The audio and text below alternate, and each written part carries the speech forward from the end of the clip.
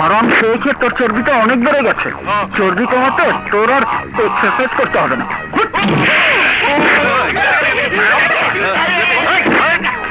শালা আমরা তো তেল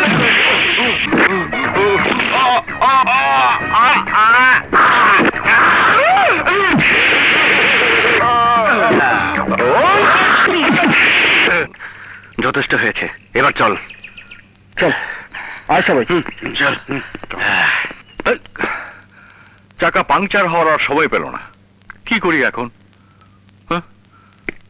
তুই যা করলি, এমন প্যাদানি দিয়েছি শালা সারা জীবন মনে রাখবে। হৃদয় হৃদয়, ওই যে আঙ্কেল আঙ্কেল।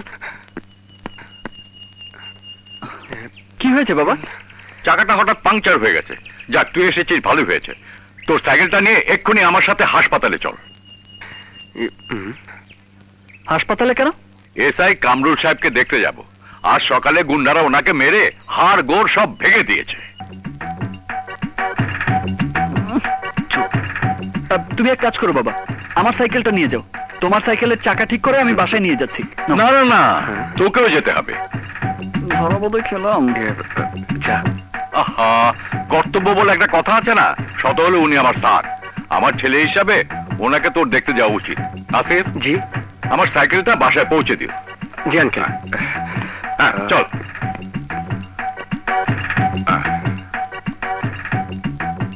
কত বড় সাহস, পুলিশের গায়ে হাত। আচ্ছা, এসআই সাহেব কাউকে চিনতে পারেনি? তাহলে তো কথাই ছিল না, এতক্ষণে খবর হয়ে যেত। এখন কেমন আছেন স্যার? তুমি আমার সাথে ঠাট্টা করছো? ঠাট্টা করবো কেন স্যার? গুন্ডার আমাকে রাম ধুলাই দিয়েছে সেজন্য। আসতে বলুন, জানাজানি হলে পুলিশ ডিপার্টমেন্টের বদনাম হবে। গুন্ডারা পুলিশকে ধরে পিটিয়েছে, এর চেয়ে লজ্জা আর কি থাকতে পারে? ওরা চোর গুন্ডা কিছু না স্যার। আমার মনে হয় প্রতিশোধ নেওয়ার জন্য আমার উপর ওরা হামলা করেছে স্যার। কিসের প্রতিশোধ? এখানে আপনার কোনো শত্রু আছে বলে তো মনে হয় না। তবে হ্যাঁ, যদি কোনো ক্রিমিনালকে আপনি গ্রেফতার করতেন তাহলেও শত্রুতার একটা কারণ থাকতো। কি যে বলেন স্যার।